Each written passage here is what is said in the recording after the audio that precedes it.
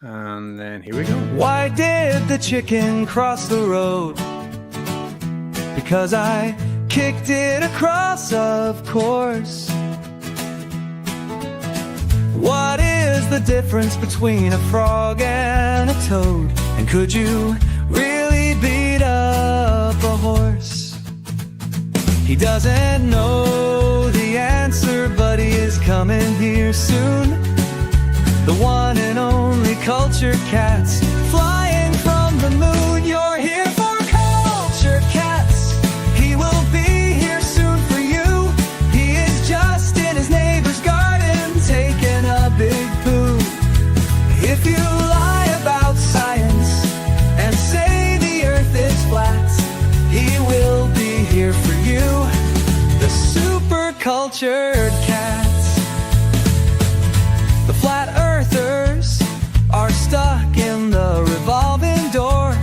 They don't know how to tie their shoes or how to count to 4. They get so confused when they close their eyes. They wonder why it has gone so dark and hope they have not died. You're here for culture Catz. He will be here soon for you. He is just in his neighbor's garden, taking a big poo. If you lie about science and say the earth is flat, he will be here for you, the super cultured Catz. Just who the hell is Carl Carlton anyway? And just how tall is Gigantor? And why did Nathan Oakley run away? You're here for culture Catz. He will be here soon for you. He is just in his neighbor's garden, taking a big poo.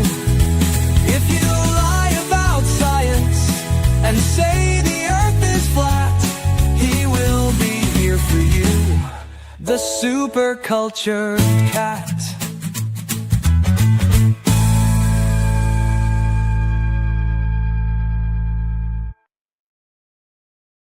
Just in time. Some of you thought I was going to be late, but never. Let's get the elephant out the room. I've got the StreamYard logo on in the top, and that is because I cancelled StreamYard to set up Restream, and I thought that I had the end of the month on my StreamYard, and I hadn't set up Restream. And then when I set this stream up today, I'm down to the free version. So I'm not deliberately being cheap, but you're gonna have to put up with the duck in the corner. And I'm not talking about Doom. How are you doing, Doom? I'm not too bad. I've got a question for you. I'm just reflecting what most people were thinking then on the intro. I'm thinking that you altered those 30 seconds to last the entire length of the song you generated, didn't you? They did last. It did last a little while. It did. I did stretch it out. But yes, you are right. Well spotted. I'm just going to get my share screen ready. I'm going to bring the guest on in a minute. I don't want to spend too long talking before we bring him on. His story is fascinating. So I just need to give you a little bit of background, because if you haven't been following the 8 out of 10 Catz channel, which me and Doom host over there, you might not know what we're talking about.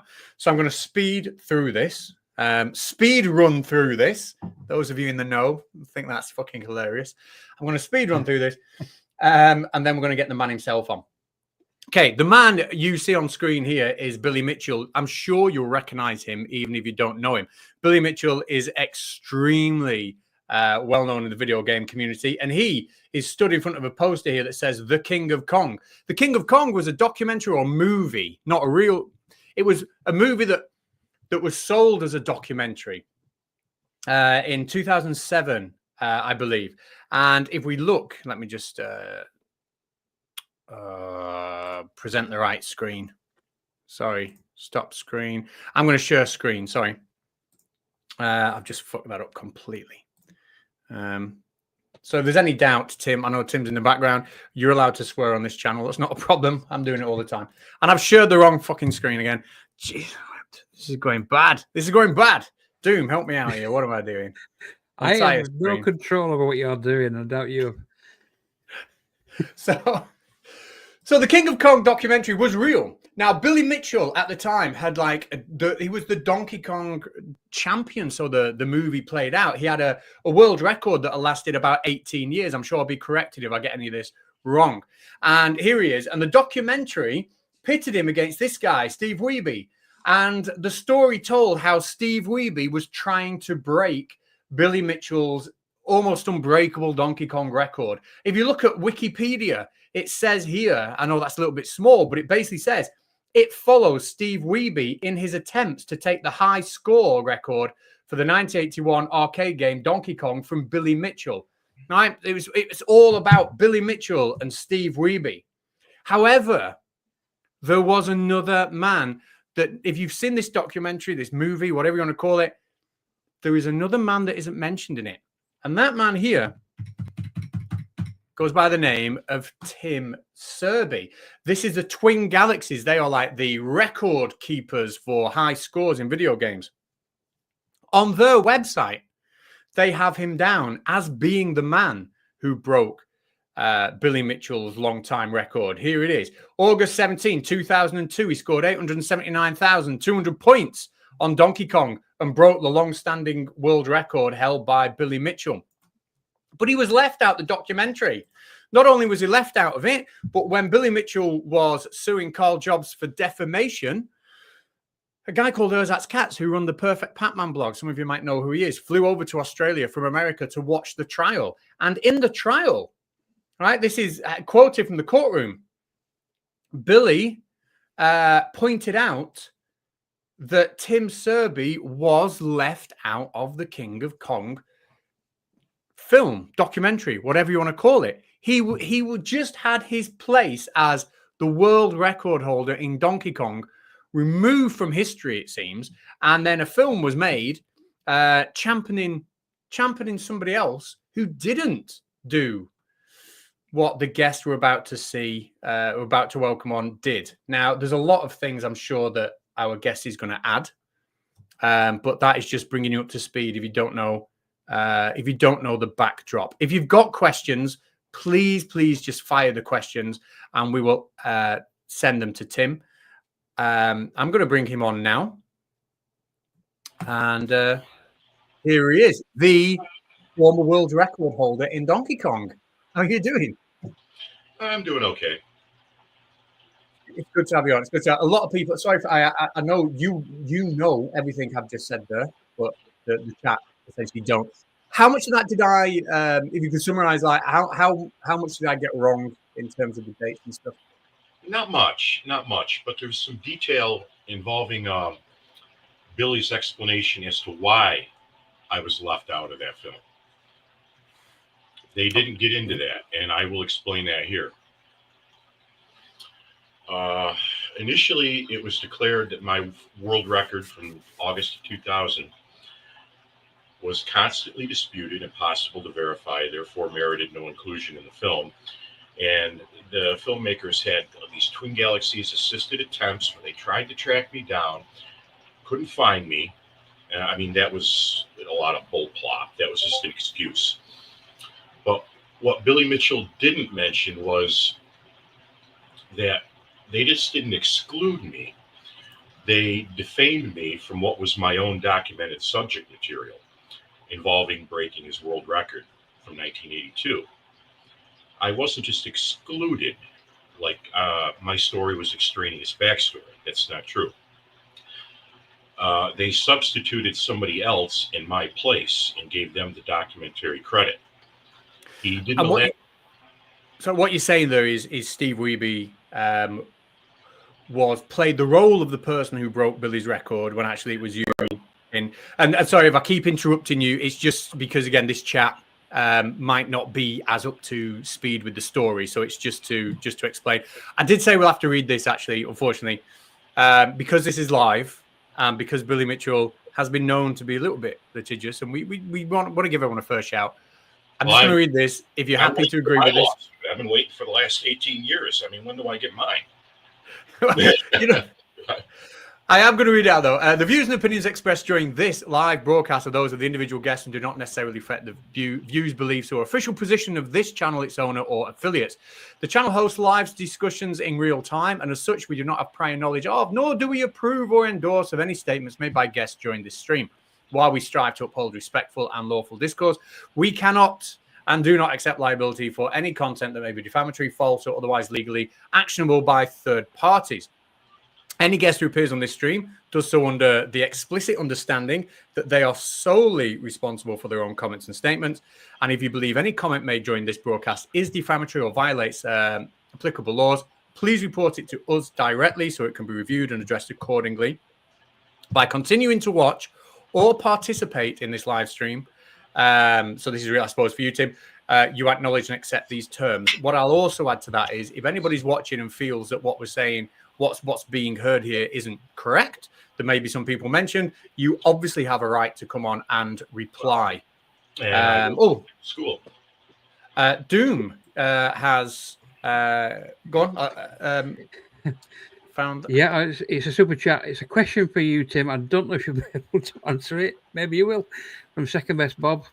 He says, did Tim beat my score at the Crown and Anchor pub on Oxford Road in Marlow in 1984? No. Well, have you got any? Oh, you mean my 879 200 from 2000? I think he's joking. I think he's saying he played Donkey Kong in a pub. Like you're better than him. It's. I think he would have beat your score, Second Best Bob. Yeah. Okay. Sorry. So you're happy with everything in that disclaimer there, Tim? Right. Okay. So you were saying, I interrupted you, but you were saying that basically in this documentary, they knew that you'd beat Billy Mitchell's. How long was his record? How long had it stood for? 18 years. From 1992 up until 2000.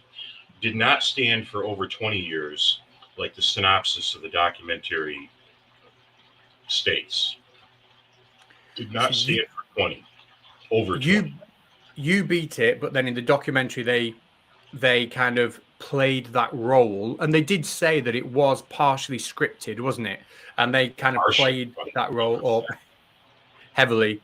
They gave that role to Steve Wiebe. So you at the time, right? This documentary comes out. When do you first become aware of this documentary? Or I keep calling it documentary. I know you'd say otherwise. So King of Kong. When did you first become aware of that? It was the same day the movie was released. That's when I was first called and notified that there was such interest in a documentary featuring its subject matter. And I forget who initiated the call. They may have been on a shared line. It may have either been Walter or Billy. But it was kind of like, like a sick joke to call and tell me about it the day the film has a limited release. So they they had your contact details by the time the film came out. Oh, absolutely. This malarkey, how the Twin Galaxies assisted attempts to track me down like a one dead end after another. Yeah, they find me the day the film opens at a different address. Really? They couldn't track me down when they were filming? Now, in terms of, if you look at the cult following that the film got, because, I mean, I watched it without knowing any of this backstory, and I didn't even know who Billy Mitchell was or anything. I just stumbled across it on Amazon or Netflix, and I thought, well, that's really good, and it does get a cult. That's how I kind of found out, because I was then Googling it afterwards. How would your life, do you think, have been different? Your earning potential, etc., would have been different had they actually included your actual story as fact? That's hard to say. I can certainly tell you it would have definitely given me a boost at the time. Plus, with any kind of appearance fees related to the film, which I was hearing in the neighborhood of like $2,500 up to $5,000 just to go to an event and play Donkey Kong. Plus you're getting your travel expenses paid too. Maybe that's true, but I was hearing the appearance fees between $2,500 and $5,000. Really, I would have paid my own travel expenses to go play Donkey Kong somewhere if I was being paid that much just to show up. Well, I noticed, and anybody who's been following the defamation case, and if you don't know what we're talking about, there's an awful lot to catch you up on. I'm not sure we can do it, but anyone who's been watching the defamation case will know that when Billy Mitchell was proven his damages in court, he was citing huge figures for appearance fees that he'd missed out on. Now, obviously, I don't know if he was hamming it up, or how realistic they were, but I think it was in 1 year, 64,000. I think I might be getting my figures wrong, but in 1 year, $64,000 in appearance fees that he was claiming. And his celebrity, was he a massive celebrity before King of Kong? Because I know he got the perfect Pac-Man score, but I knew who he was back as far as like maybe late 82, 83. The Life magazine shoot. Pac-Man made the cover of Time. But I distinctly remember being at the Tops grocery store here in Auburn. It's on the west end of town. It's still there, by the way. The magazine rack, and looking at the magazine rack and seeing that photo. I was like 10 and a half years old at the time. The magazine rack where it once was is now like a cooler section with frozen goods. So I knew who he was. I'd heard of him as far back as the latter part of 82 and 83. Okay, so he was a minor celebrity in that world before. Yes. Were you a minor celebrity in that world by the time it came around? I was a 10-year-old kid that had a very active interest in video games at the time, and one of my hobbies was to go to the arcade every weekend. So I don't mean when you first heard of Billy, when King of Kong came out, because obviously you broke the record. Were you like a bit of a minor celeb or? Well, I did get some credit for it. I did get a write-up by Twin Galaxies. But as far as this well-known celebrity concerning the game or any other games, no.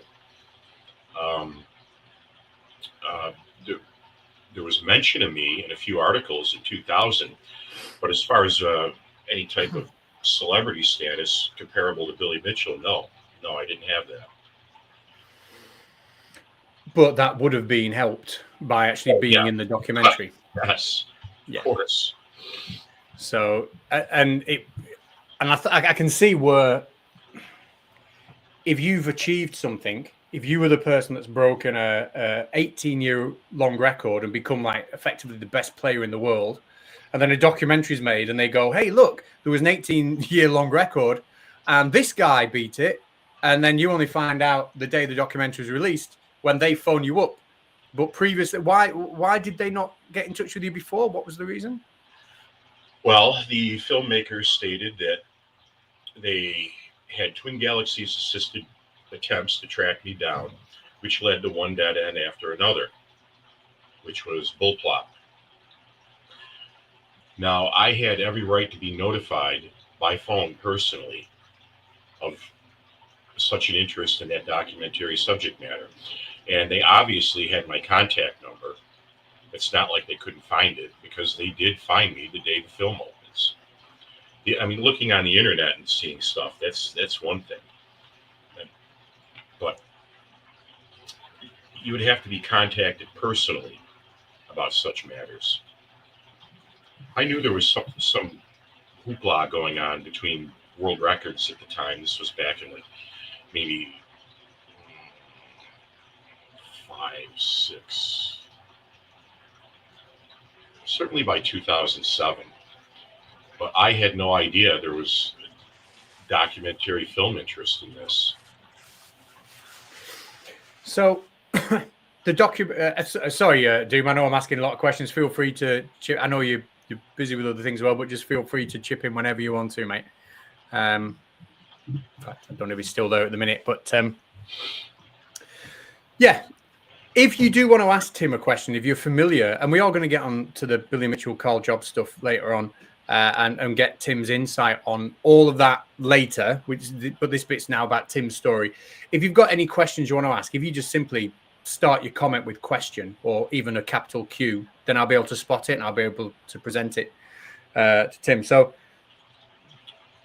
on a scale of 1 to, well, not on a scale of 1 to 10, how difficult, in terms of like the amount of hours spent in practicing, the amount of weeks or months it takes, like how hard is it for somebody to go from being a decent player, something like Donkey Kong, to effectively achieving what you achieved and breaking that world record? How much time and effort had to go into it? Well, I guess it depends on your interest, desire, and inherent ability. Uh, it was one of the games I played on a regular basis back in the 80s. And then Dragon's Lair come out in summer of 83. We didn't get one up here until first week of October of 83. First time I played it was the day before my grandmother's birthday, which would have been October 1st. So it was September 30th. I played it at the Ground Round restaurant. But back to Donkey Kong, like I said, depending on one's desire, interest, or inherent natural ability, the time it takes to really get good at it can vary. It took me in the arcades back in the 80s when the game was commonly seen, I could get between 350, 400K on the game. And that's on TG tournament settings. By the time I was able to get my own machine back in the early 90s, which was a cocktail version, I set it for 6+1, so I'm getting 7 lives. I'm getting twice the amount of lives, and I was able to hit the kill screen with it. Back then, you didn't have save states or any other type of way to cheat the game. You would set it for the easiest difficulty setting and put it on the maximum number of lives in order to perfect your skill. So it can vary, but it took me a total of off and on, mainly active from late 81 to about 85, and then the early 90s for a couple of years, 3, 5, and then I got my other machine in 98.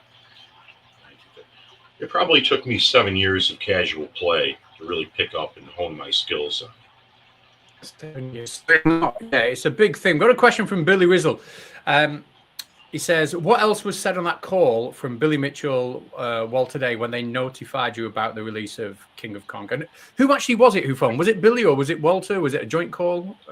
I think it was a joint call, but I'm not sure who initiated it.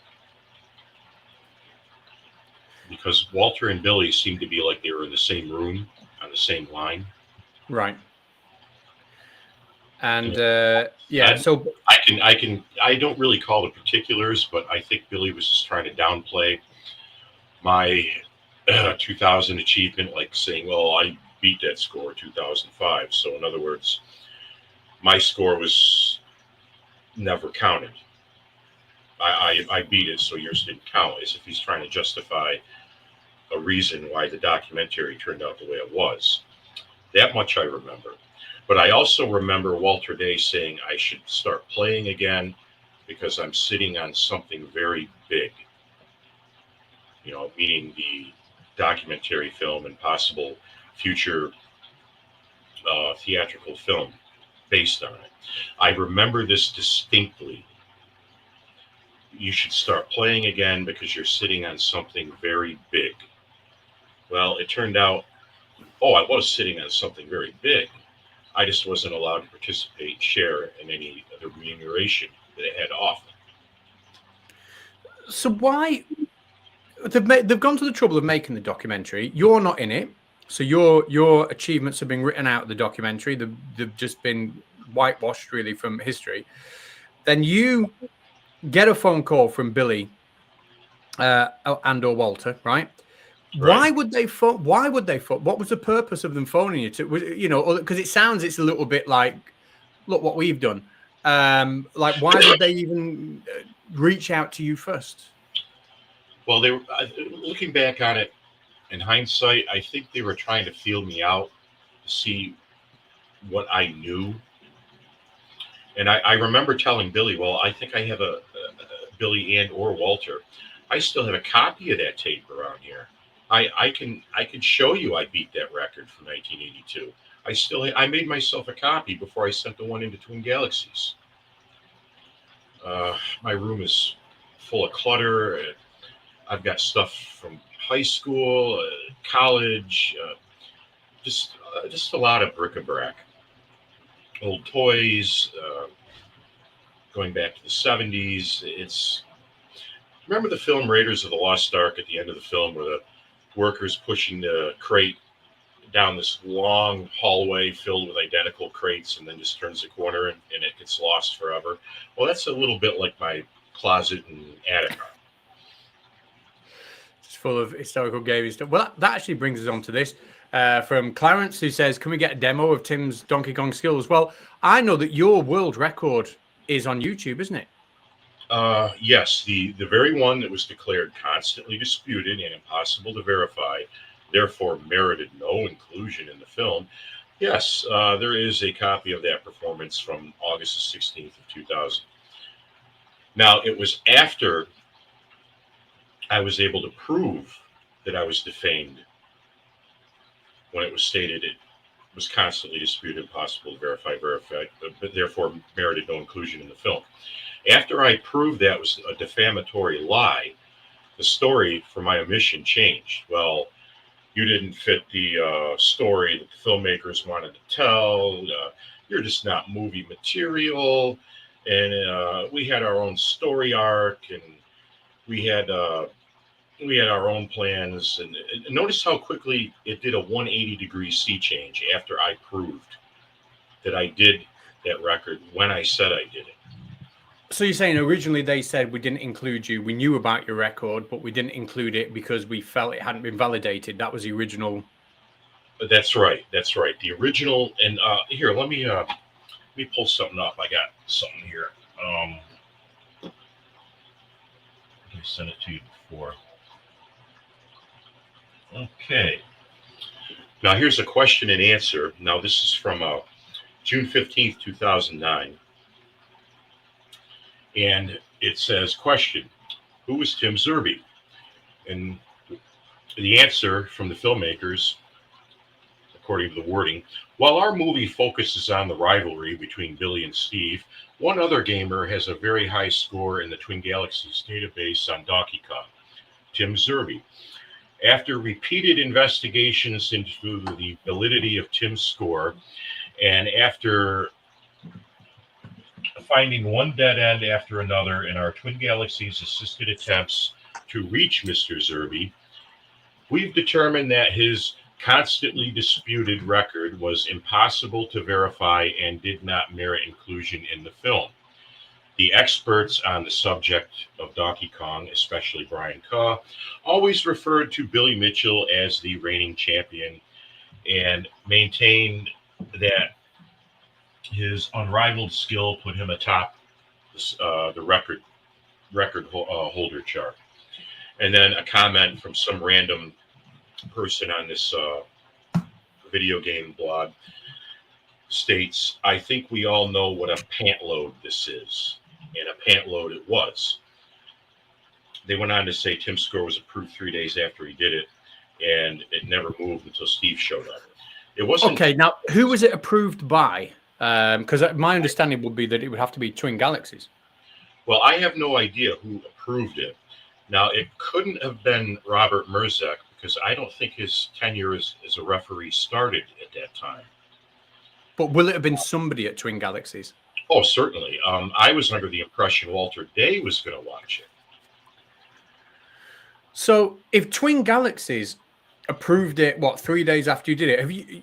Because obviously no, I couldn't have done that because I made myself a copy and sent it out the next day, and I remember not hearing anything back for a while.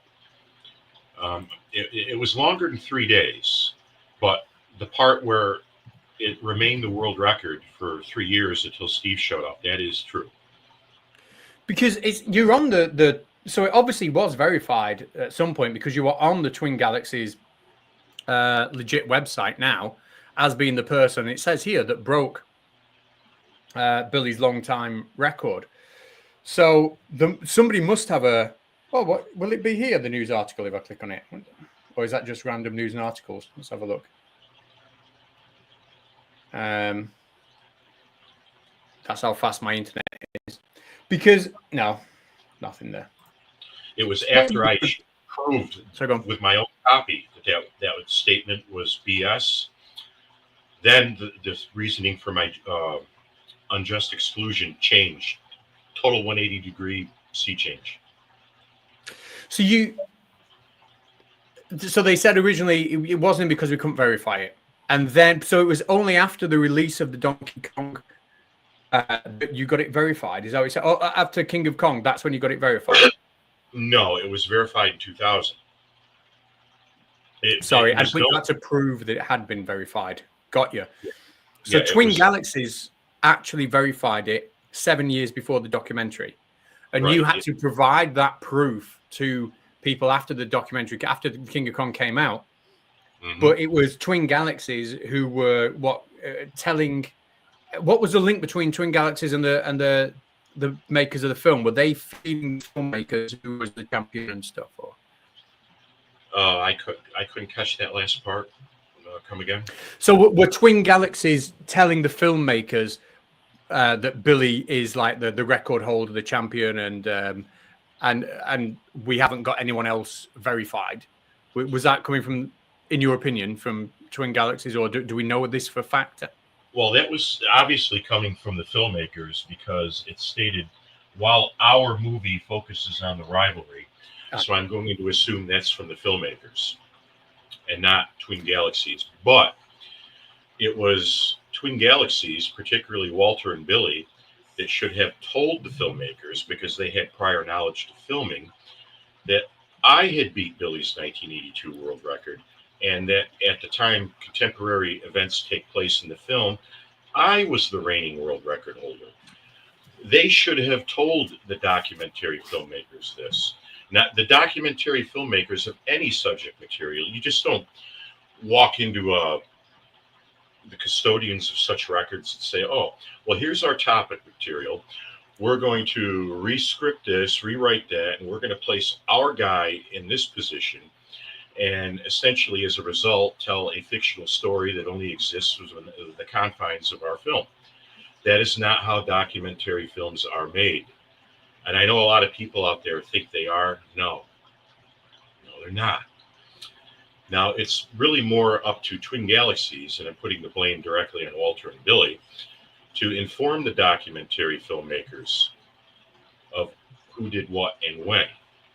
Not, well, let's make the story more interesting. Let's do this. And if you're going to do that, at that point, what you have is a complete work of fiction, which at what point does it make if the gameplay featured in it was faked or not, or, quote, cheated? Yeah. Okay. So after you then could prove that Twin Galaxies had verified it, what did they say then? Did they just say, oops, my mistake? Or did they come up with another reason? Let me see. Here's the retraction that I got. Now, this was buried somewhere. I forget, much the way, the retraction to Billy Mitchell's was buried. But you see, Billy Mitchell is going to conspire with filmmakers to defame you.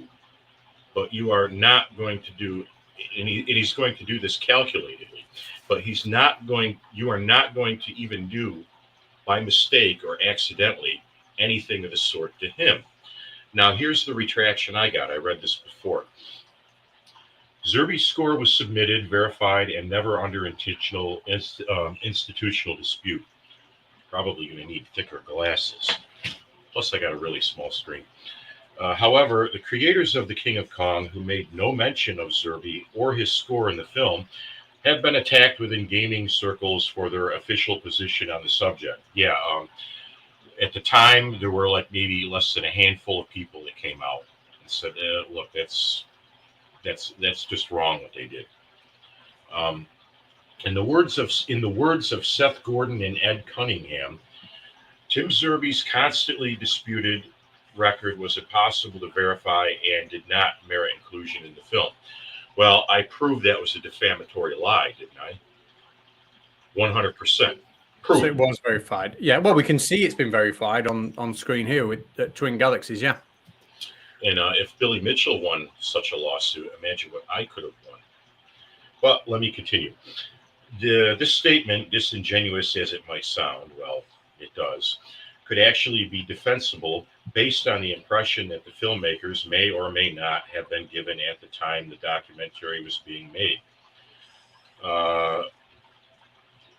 well, then Billy and Walter would certainly be liable. This was a cover CYA, cover their ass, because after I showed that tape, I'm sure they were shitting bricks and had a little damage control meeting between the filmmakers and the people at Twin Galaxies. There's no doubt in my mind. In fact, there is compelling evidence to support the position that certain individuals, Steve Saunders and others, Walter Day, Brian Kaw, Robert Merzak. Now, I don't really fault Robert Merzak because, like I stated, his tenure as a referee started after my score submission. And these are all Twin Galaxy referees, is what you're saying. Yeah. Walter Day, Robert Merzak, Brian Kaw, Steve Sanders, and others may be culpable, though perhaps innocently. Well, I think Carl innocently relayed the wrong information, and he got trounced.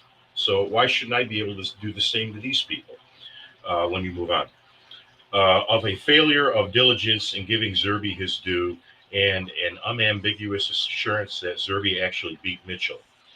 The filmmakers may or may not, see, nothing's ever confirmed conclusively, or even primarily to blame for Sczerby's omission from the King of Kong. So they made a nice little cover their ass, but it goes on further. The Sczerby-less narrative might also come down to the simple fact that Sczerby having barely beaten Mitchell, well, barely beaten or not, beating a score is beating a score, whether it's by 100 points or 1,000,000 points. That makes no difference.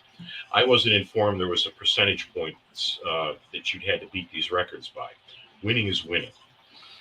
Simple fact that Sczerby having barely beaten Mitchell simply was not relevant to the story being told in the film. Oh, really? The story involves a player's journey. At least half the film involves this. So half the film involves this story that is relevant to the film. A story which I'm attached to by virtue of my score. So how do they figure that? Their story. Since Sczerby was not in active contention on Donkey Kong at the time of filming, well, whether you're in active contention or not, a documented piece of historic matter just doesn't simply disappear and go away because the person who initially achieved it is not in active contention. That's not how documented record keeping works. All right, so there's another pathetic cover their ass on their part. I would love a chance to go into a courtroom. All I'd need is a little more legal parlance, and I would wipe the freaking court with any of these people. Can I just jump in there, Tim? I just need to ask you a question. It's a slightly two-pronged question. With all that proof and validation that you've got, you mentioned that you want to go into a courtroom. Why didn't you? And this, so I said this is a second prong. Why then are you now waiting for Billy Mitchell to summons you instead, when you could have done to him what he does to other people? The statute of limitations for this defamation, they vary. I forget what it is here in New York State, but it can go from 1 to 3 years. So you have between 1 to 3 years of being notified to actually acting upon it. And for me, the statute of limitations ran out, primarily because I had figured I could trust Twin Galaxies with something like this. Obviously, I could not. So that's the reason why I could not pursue a legal issue with this. So I've got a kind of follow-on question with that, because I do not know anything about the law, and then when you put American law on top of that, I know even less. I'm into like negative numbers in what I know about the law. So this might be a dumb question, but I'm going to ask it anyway. I know, I can see Twin Galaxies have got it up there that you broke Billy's record first. So I believe you were robbed and you should have been in the documentary. I believe that not being in the documentary will have cost you in terms of earnings potentials and for fees for talks and gaming conventions and things like that. So I believe you've lost out a lot because you weren't in the documentary. Now, my piss poor understanding of defamation, right, and it is piss poor, so please tell me if I'm wrong, is that somebody has to make a comment of fact, a comment stated as fact that has to really harm your reputation. Now, my understanding of what you're saying is that they said that your score hadn't been validated. Now, obviously, that's not true because we can see on screen that they have validated it. Would that be, in the eyes of the law, considered defamation, or would there be another legal route you could have taken? Well, let's see. I mean, I don't know. I'm just putting it out there because I genuinely don't know. Well, yeah, I would have definitely had a case for defamation. What would the comment like with Billy Mitchell? His comment was, "Listen, Carl Jobst implied that I influenced somebody to stress someone out to the point essentially where they took their own life." So that was the statement. What would be the statement that you think, bang, that is what I'm going to get them on? Or I think Carl just got some bad info from some very naive people, and he parroted that. I don't think he calculatedly and intentionally did it. No, I don't. But in your case, like, what would be the defamatory statement if you could wind the clock back? What would be the statement you would have said? Right, I'm now taking you to court. You have said this, and it is just blatantly not true. Well, they made an entire so-called documentary in which half the subject material features an achievement I initially performed. And it was stated that the reason why I am not featured in it is because my score was constantly disputed, never was, impossible to verify, never was, and they couldn't track me down, which they never bothered to do. The third part, I can't prove that. That's he said, she said. But I can certainly prove my score was validated. It was known by Walter and Billy, and it most certainly was definitely provable. See, I support, we can see clear as day that your score was validated. Otherwise, it wouldn't be on the Twin Galaxies website. So like I said, I do believe you've lost out. I just wonder if there's anyone in the chat with any kind of legal knowledge from America who think, okay, maybe it's not defamatory, but maybe actually there's still a window open to go down this route or this route or this route. I can't suggest anything, but I just wonder if there was, because we had a situation over here where the Hibberts who sued Martin Hall originally wanted to sue him for defamation because he was saying that they hadn't been injured in the bomb and they were liars and fraudsters, and they left that too long. But then the lawyer said, well, actually, you can go after him on this different thing instead. I think it was harassment or whatever it was. So they managed to still get their day in court with him. I just wonder if there's a different avenue open. Thanks. I've been told that expired years ago. There's nothing I can do about it now. Nothing for defamation. Nothing for anything else. No. Well, false light, but a lot of the statute of limitations for these things expired years ago. The clock started ticking for me the day I was called and notified of the film. And me thinking the Twin Galaxies was this official record-keeping organization and an honest and reputable one, ha ha ha, they would never pull something that dirty on me. Well, they did. It wasn't until later I figured out, hey, I've been had here. I got screwed. And by the time I did seek legal advice, that's what I was told. The statute of limitations ran out. Your case is good, very provable, but there's nothing you can do about it right now. I don't know what tortuous interference is, but somebody suggested that either that or I'm reading it wrong, and it's tortoise interference, and which is something you shouldn't do in a pet shop. That's definitely not something you should do. What's tortuous? Anyone got an idea what tortuous interference is? Is that something someone's suggesting for you? I've never heard of that. I'm going to Google that. Well, there may be a statute of limitations on that too. This is going back like what? It's pushing 25 years since I set that record. I'm 53. I was like 27, 28 at the time. Oh, it says you have to, for that, you have to display the existence of a valid contract, which you never had with them, did you? A valid contract? Yeah. You never had one with the filmmakers, did you? No, not with the filmmakers, but with Twin Galaxies, I did have a placement on their scoreboard, which I'm going to view as a contract. Now, here's where you want to get litigious. I'm going to say that's a contract between me and Twin Galaxies, well, at least the old Twin Galaxies, that my score is valid and I have a rightful placement in that chronology of events. With the filmmakers, I had no contract. It was up to Twin Galaxies to supply the filmmakers with the appropriate content material, which they obviously did not. And it was certainly known by Walter and Billy. Billy Mitchell and Walter Day definitely, for sure, for absolute positive, knew my score was valid, and they knew about me prior to filming. Whether any of the other people there knew, I couldn't say, but I can guarantee Walter and Billy knew this. Well, we can see here, if I just present my screen, I was presenting my screen. Presenting the wrong thing. So we can see here, yeah, on the Perfect Pac-Man blog. So this was a write-up, like we said, of his day in court.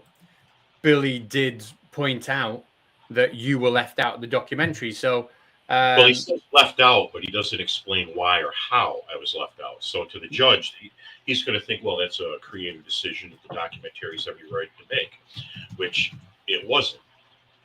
He explains I was left out, but he doesn't explain the means or how I was left out, including the very defamation he's in court right now suing for. Or he sued for and won. Just looking there. I mean, this is only a write-up. Maybe he did say in court what it was when we, I haven't got the transcript. This is just Perfect Pac-Man, Erzatz Catz blog on it. So, okay. So you've told me the story, right? I have a great deal of sympathy for you being robbed of that because of the increase in profile you've missed out on, the fact that you genuinely were the man that beat his record, and the drop in earnings potential you'll have had. So I've got a great deal of sympathy for you. Well, you haven't been welcomed by everybody in the gaming community in the same light. You've had a bit of backlash, haven't you, from some people? Well, I got ostracized a lot. Me, myself, and a few others spoke out against the film back then. It's pretty much left me bitter to the point where I just get very angry when I'm reminded of that film. That film is very offensive to me, and it should be to anybody.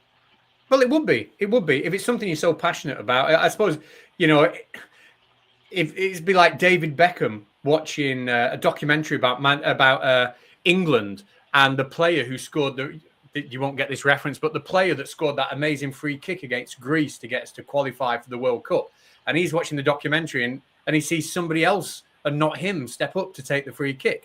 In terms of I don't know if you know what David Beckham is over in America. I've heard of it. It has something to do with soccer, or you guys call it football, don't you?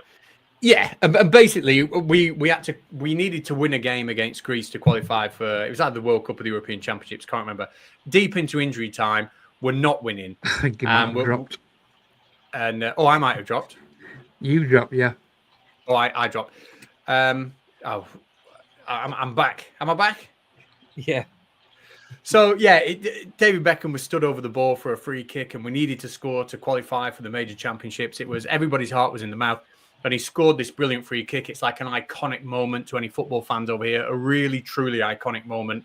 Everyone's like, oh, do you remember that David Beckham free kick? Do you remember that? And it would be like making a documentary, but actually somebody else steps up to take the free kick, and thinking, who the fuck is that? You know what I mean? Because what you were operating at, in your field, what was an elite level. You broke an 18-year world record.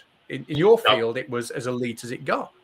Yeah, by today's standards, a mediocre score. There's a lot of other people that are better than me, but I'm still pretty good at the game. Yes, I have turned million-point games. My best is 1,172, but that was on an arcade SD machine. It's sort of like a multi-board, but it's called Arcade SD. It's available at Phoenix Arcade. Really nice PCB, by the way. It's costs more than a 60-in-1, but if you're really into gaming, it's worth it. My best game that I ever played wasn't my highest, but it was my best as far as scoring potential. 990, 800 at level 18-5. Now, the level point is very important. because I had 18, 20. I had over 3 more levels to go. But it's not my highest scoring game, but as far as scoring potential goes, it's my best. But I haven't really played. When was the last time I played that? December of 20. It's been over about a year and a half since I've really got into Donkey Kong. And but I'm, to be honest, I don't care if I ever play it again. I can imagine, you'd have mixed feelings about it. So, okay, so your story. Let's see what. My highest documented game is 1,076,600 or 700. The 1,172 was a game I didn't realize was going to come together until I got past like level 13 or 14. But it was on an arcade SD, not an actual arcade cabinet. And there's like 5 minutes of video footage at the end, which, it's pointless. You can't get any recognition with 5 minutes of video at the end of a game. So that is a good comment on screen there. Recognition rightfully belongs to the actual top score. Fame lends itself to opportunities which were stolen. But I think, given the fact that the reach of the King of Kong film was worldwide, so much bigger, I think your recognition was taken away from you as well. Well, I couldn't begin to tell you what a boost in my life any type of financial remuneration from that film that I rightly should have been in and credited for could have done in my life. Instead, I get ostracized by like, he thinks it's life-changing money. Ha, ha, ha, ha. It's all very funny to these scammers. It'd be like me going down the street and slugging an old lady for her Social Security check. Ha, ha, ha. You think it's life-changing money. Well, I mean, to exaggerate things. Or when Billy Mitchell stated, well, they left Sczerby out. That would be like me going to the bank, robbing the place, shooting 2 guards, and then coming back home and somebody says, Tim, where'd you get all that money? Oh, I made a withdrawal at the bank. Never mind the fact the bank vault's empty and there's 2 dead guards on the floor. I just made a withdrawal. You see, there's kind of like the truth and then the truth. So you have tried to get your story out there. Obviously, we've got you on. Why have people been a little bit reluctant to, because I have seen your interactions in comment sections and on, particular forums, etc. And you get a bit of kickback. I can be pretty brutal and obnoxious sometimes, but sometimes it's not me. A lot of times it's a friend. He comes over. We're working on a Hyundai right now, changing out a transmission. We still enjoy old toys and old games, and we'll get on like the computer here. And then there's actually another computer that I have, and we'll type, and sometimes he'll use an email address or a different username, and I'll use one. It's me. It's me. It's just hard to tell. To say it's sock puppetry, that's just making assumptions. So what would you like to see happen, or do you think it's so far gone now that there's nothing, it's in the distance, over the hill, been and gone, and there's nothing you can do about it? Well, about the only thing I can do is insert my frustration over the matter into all the forums and news groups and anything. And you would be surprised at how many people think, hey, this guy's full of crap. I saw the documentary film. In reality, they didn't see a documentary film. They saw a fictional movie. They don't know that. Anybody that goes to court against Billy Mitchell thinking that movie was real is going to be in a lot of trouble. Well, I mean, it says here, Billy gave his own illustration of events. And of course, these are words through Erzatz Catz, the perfect Pac-Man. But Billy gave his own illustration saying that he plays the antagonist, while Wiebe, meaning Steve Wiebe, plays the protagonist. And there was other days where they talked about reshooting scenes or having some scenes scripted and quite. It sounds. I quite highly believe it. Maybe not in the traditional sense, but they had an idea of what they were going to do, before they filmed it. Maybe it wasn't physically scripted, but as a pre-planned idea, contrary to what the actual documented facts were, yes, it was scripted. Maybe not in a physical sense, but as a pre-planned conception, yes, it was scripted. Well, what I'm going to do, I'm going to give you the opportunity to sound off in a second. Before then, I ask you about the Billy Mitchell Carl Jobst situation. We'll leave that separate, and I don't know if people in chat want to ask Tim his opinions on that, and then maybe we'll give it another 15 minutes and wrap up. But is there anything that I've not asked you about that you think, I really just, I want to get this little bit of information out there? Well, when they stated, what was it? Walter Cuttaford, his sock puppet name is Ursas Catz. When he stated, the film had nothing to do with you and didn't have to. Well, I'm afraid it did, because I broke that world record. And now it's not a question of who is considered movie material in a documentary film. It's the subject matter by itself that one is attached to by performing a specific act. And I did perform that specific act of beating Billy Mitchell's long-standing world record. Being considered movie material, that's an opinion. And it helps when you have connections to the filmmakers that are making it. Steve Wiebe could tell you that. So the film certainly had everything to do with me. Well, to state the film had nothing to do with me was the initial problem. And to state that it didn't have to is also just asinine and stupid. And these are the people that Carl Jobst is getting his info from. I mean, it's very sorry the way things turned out the way they did, but they did. I need to fill people in because they may not know who Carl Jobst is. So what I'm going to do, I'm just going to take, before we get into that, just a short 60 seconds to fill the audience in on who this is. So this guy here with the blonde hair actually is one of my favorite YouTubers. And he is called Carl Jobst, or Carl Jobst. Maybe I've been pronouncing it wrong all this time. And he made a series of videos about Billy Mitchell. And he started to examine, could Billy Mitchell's high scores in Donkey Kong be either faked or be performed on hardware that wasn't original, which would mean they couldn't be on the leaderboard. And he provided a lot of evidence in his videos that actually these scores were not like legit scores. He was threatened to be sued by Billy Mitchell for essentially calling him a cheat.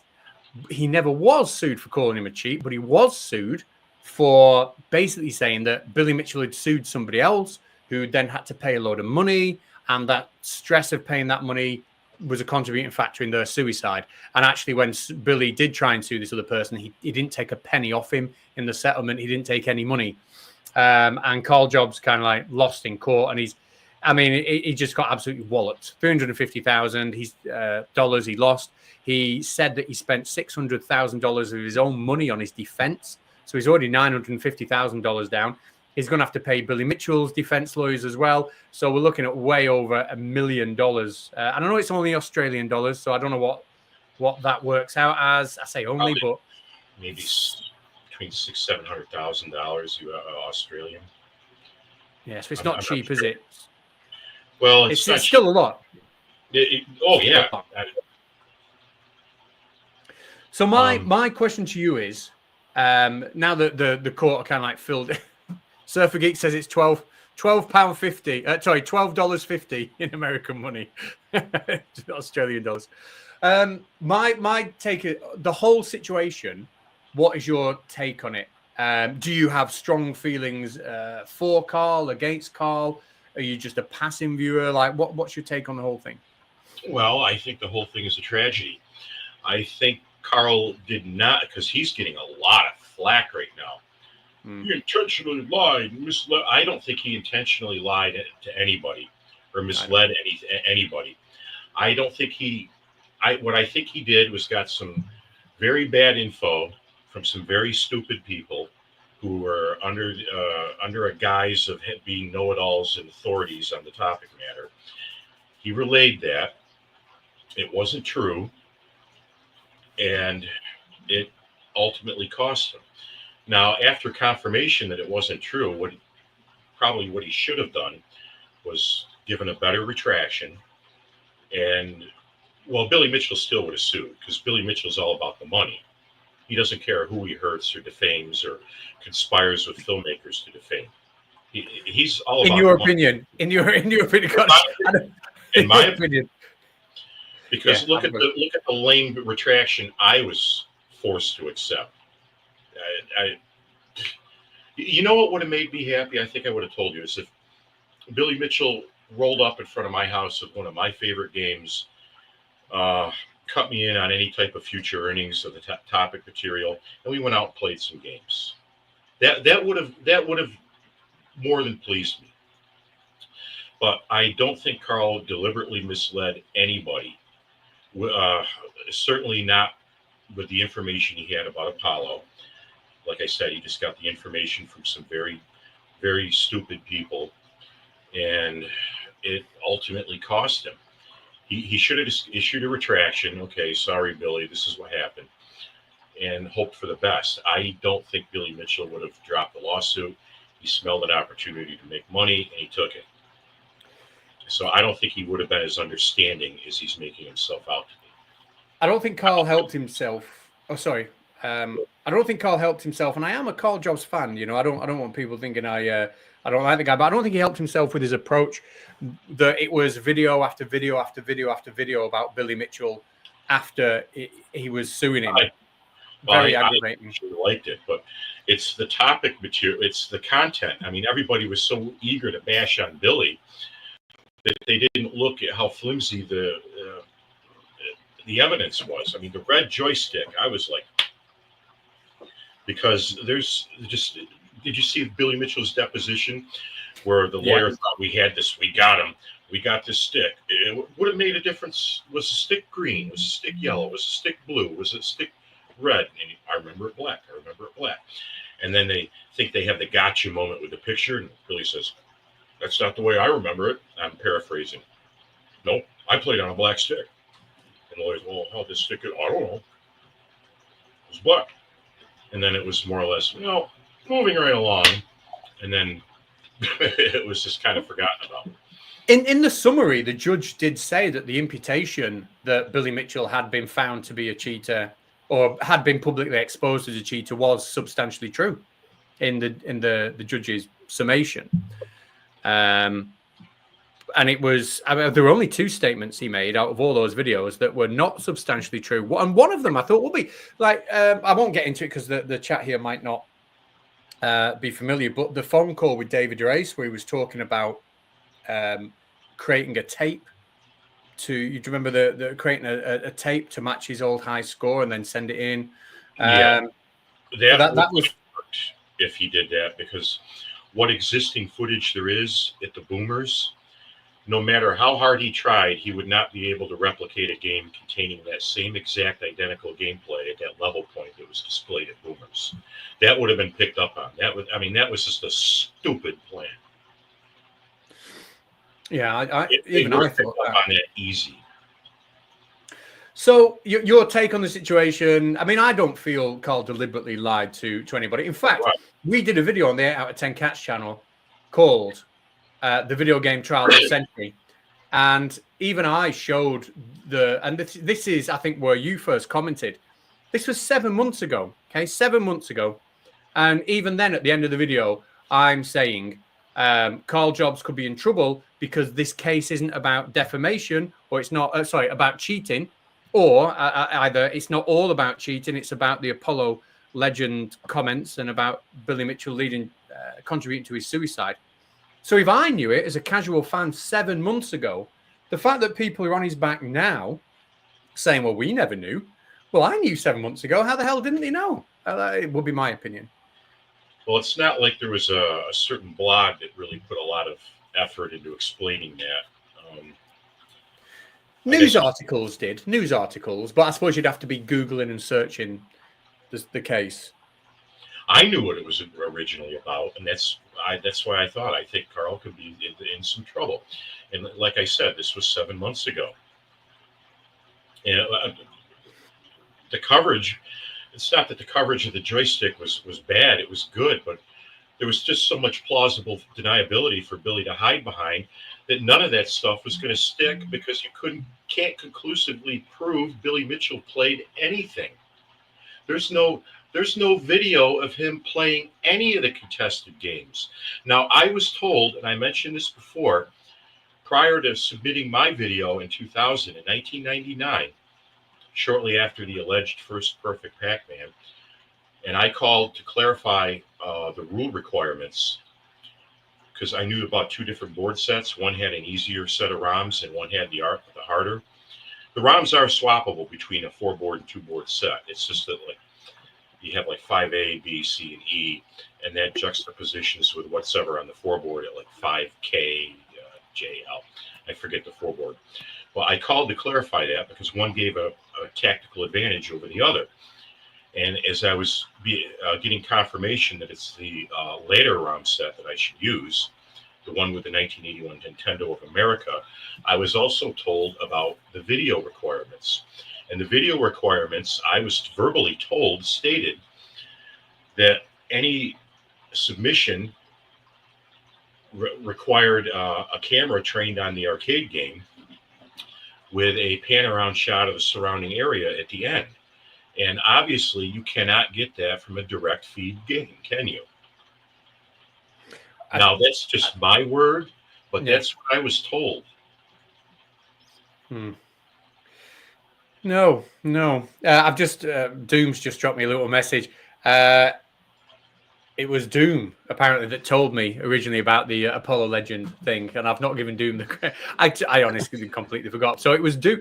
Well, Doom's even less of a fan of Carl Jobst and the situation than I am. So if Doom knew, again, lots of people would know. So, yeah, thanks for that. You just have to read between the lines, really. I mean, a lot of people weren't paying attention to the right things. But if you did Google the case and found news articles, all the news articles were saying what it was actually about. So people reacting at the last minute when the verdict comes out that they didn't know I don't know. I'm just a little bit surprised. I can understand somebody dipping in and out of one or two of his videos and then at the end going, "Oh, I didn't realize it was about that." But the level of vitriol he's getting, I would expect that to be from people who've donated to his legal defense fund and been avid fans and really, really been all over the situation, in which case they would have known.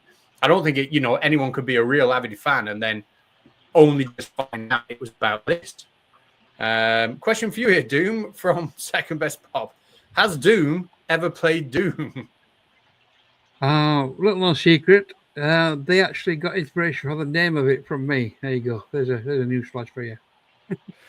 The answer is yes, I have played it.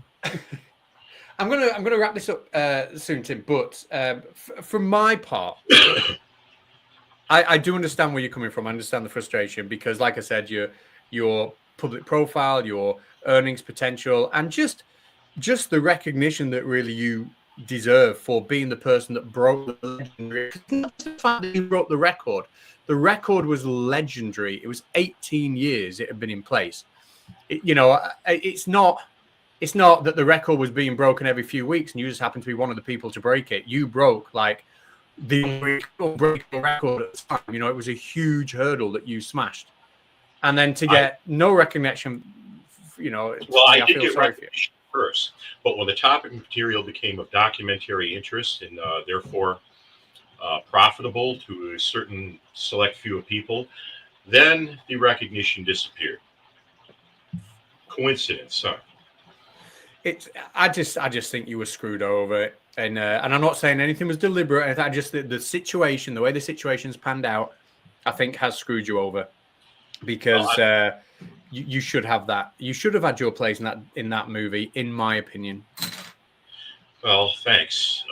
There's some people that don't share that opinion because, well, they beat you by the time filming was starting, so your score never mattered. And Billy Mitchell's 1982 world record does not somehow become the world record again when filmmakers decide to make a documentary film featuring that subject material several years after I broke it. It does not become the world record again, so somebody else can beat it. I mean, what kind of historical record keeping is that? Official scoreboard, really? Like I said, I mean, if anybody had grounds for a defamation suit, it was me. I mean, for me, I mean, I don't know the law for about defamation or anything. I don't know about that. But for me, if somebody said, who was the first person to hit the 4-minute mile? Roger Bannister. Everyone knows it. Everyone knows Roger Bannister is the man, you know, that hit that 4-minute mile. His name is kind of cemented. It was Roger Bannister. We know it. Who was the first person to run a 3-minute 55 mile? I haven't got a clue. I don't know. I haven't got a clue because that wasn't the big barrier, the big hurdle. You know, it was that 4-minute mile that was broken, and that was huge. And the same with you know, that breaking Billy Mitchell's 18-year-long record was that big barrier. And yeah, it might have, Steve Weeby might have gone on to break your record. Billy Mitchell might have gone on to break your record. I don't know if people are still playing it and still breaking records. No idea. It doesn't matter. There was an insurmountable 18-year record. You were the guy who broke it. And then they made a documentary about somebody trying to break that record, and you weren't in it. And that to me is farcical. Yeah, with life rights contracts. There was also money involved. This goes to a lot deeper than just a video game score. Some people were paid money for documentary material they never earned. I did. And what was it? Walter Cuttaford there. He's stating, well, the film didn't need to have anything to do with me, which was, look, that's just hurtful. All right, the guy, look, that guy won't give me any credit for it. Well, he'll give me credit, but it's like, so what? You beat Billy's record, big deal. The movie wouldn't have been as successful as if you know, you meaning I were in it.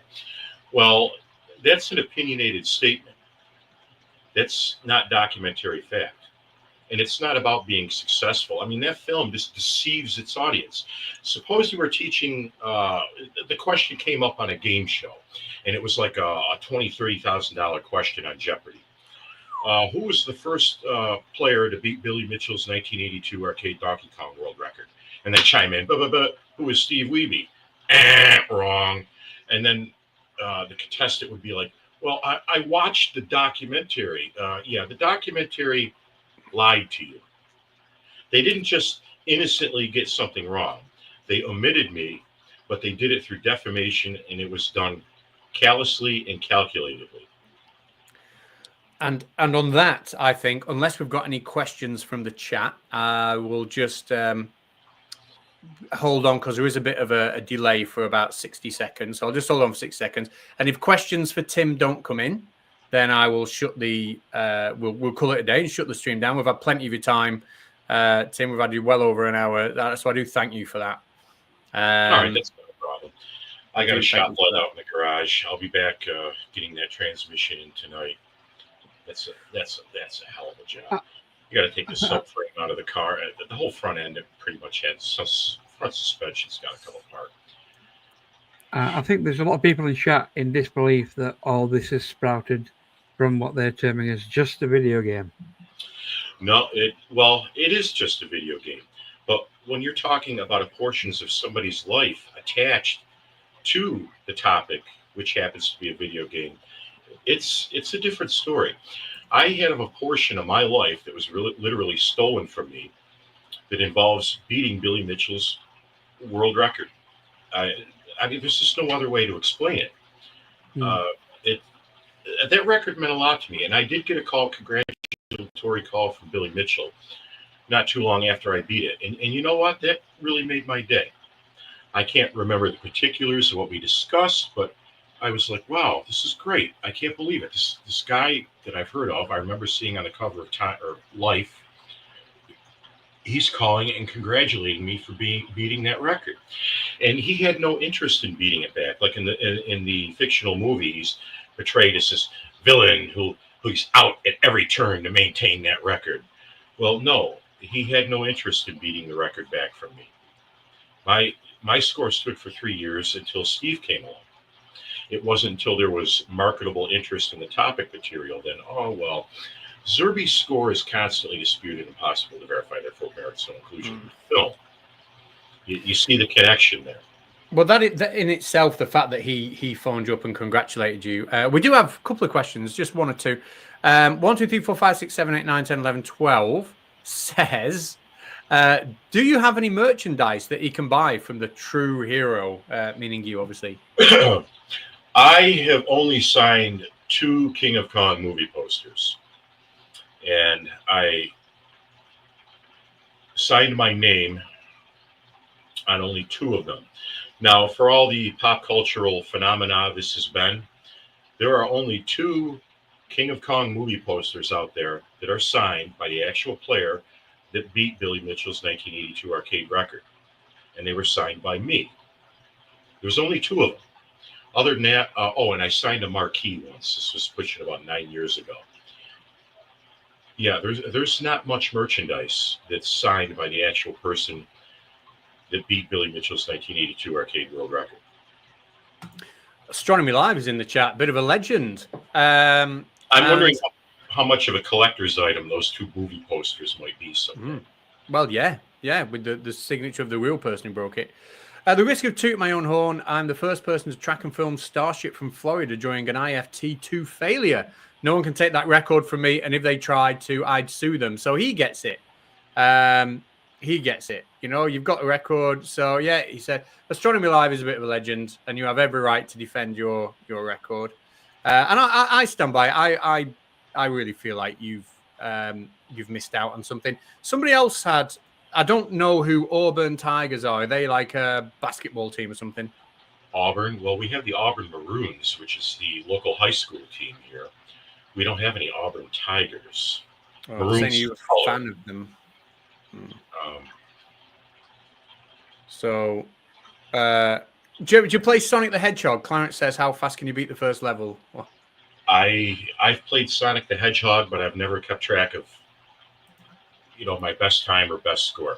You don't speedrun it, you just play for fun? No, if I play any games, it's usually from the late 70s, early 80s. And right now, I just play for fun, or if I remember a record, I'll try to play for that record. Like over the holidays, we were playing Odyssey 2. Now, I have an original console and a vintage TV, and 2 of my favorite games were Pickaxe Pete and Casey Munchkin. And I've come close to beating what I think the world record was 13-something by Robert Merzak. And the world record of Casey Munchkin might have been like $3-5 grand. And I think it was Tim McVeigh, the Nibbler guy. My best in Casey Munchkin as of now is 2,800 something, and my best Pickaxe Pete is 1,209. Macabre Fakadi, I think this one's for me. How many corn dogs can I eat? Well, I'll tell you what, I don't even know what a corn dog is, but maybe I'll do an eating challenge and we'll find out.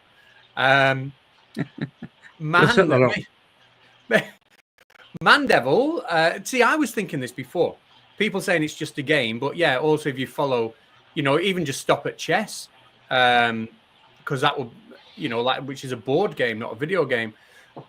People take that extreme, look at the people like Magnus Carlsen and Hikaru Nakamura, the Hans Niemann, the kind of fame that they get. So, it was a huge achievement you made. Okay, I'll call it a day there. I don't think there's any more questions coming in, and we have had a lot of your time. Well, I'll let me say something, and I'll let it go with that. Now, there's no other unimportant thing in life than a high score world record at a video game. There isn't, and it was just a novelty for me. You get some respect and recognition from your peers, and a few bragging rights.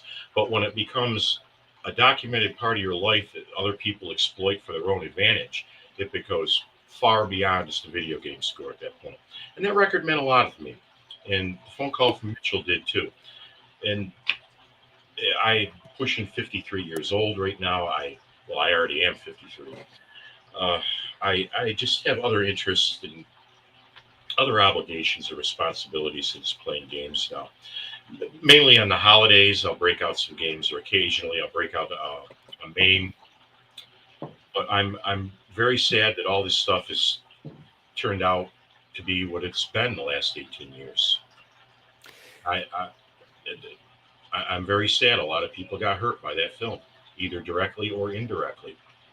Well, I hope one day, something happens that there is a film crew come along and they're like, let's go back and correct. I know that's thinking in Fantasyland, but I hope one day you get the recognition you deserve. And I do thank you for your time again, Tim. I really, really appreciate that. All right. Well, thank you for your interest, and thank you for having me on. You're more than welcome. More than welcome. Doom, thank you for being here and perusing the chat and doing all you do. So thank you so much for that. And if you are not subscribed to the 8 out of 10 Catz channel, which you can see here, if I just zoom out. 810 Catz. 810 Catz now. We've shortened it. 810. Hang on. Let me just get it on here. Yeah, this is a channel me and Doom own, and that's where you can go now and watch. If you want to know what it was all about and you don't know, go and watch. Filter for the most popular video, the video game trial of the century, the Billy Mitchell story. I made that with help from Doom with information and stuff, and it's a good watch. And that's where we first met Tim, in the comment section of that. Yes, see if you can find out which account he's operating under there. And we'll see you all later. Thank you so much. Bye-bye. Thank you. Bye. Okay, I've hit end. As it ends.